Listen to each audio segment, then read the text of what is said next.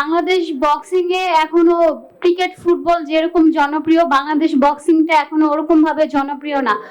তো সেই ক্ষেত্রে আমরা যখন খেলাধুলা করি তো আমাদের অনেক আর্থিকভাবে মানে সহায়তা দরকার হয়। যেমন বিশেষ করে আমি ওয়ার্ল্ড র্যাঙ্কিং এ এখন 20 নম্বরে আছি। আমার আমার যে ওয়ার্ল্ড র্যাঙ্কিংটা, আমি 48 ওয়েট ক্যাটাগরির প্লেয়ার। তো এখন 20-এর মধ্যে 20 নাম্বার আছি।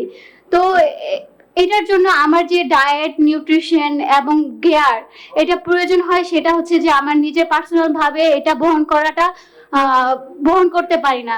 তো সেই ক্ষেত্রে আমি মানে বলতে চাই যে বাংলাদেশের যে কর্পোরেট সেক্টর গুলো আছে তারা যদি আমাকে সহায়তা করে, সামনে আমার একটি বড় লড়াই আছে, WBC এশিয়ান টাইটেল ফাইট। তো সেখানে যদি আমাকে সাহায্য করা হয়, আমার মনে হয় রিং এর রক্ত জড়িয়ে হলেও আমি বিজয় নিয়ে আসবো, দেশের জন্য টাইটেল নিয়ে আসবো ইনশাআল্লাহ।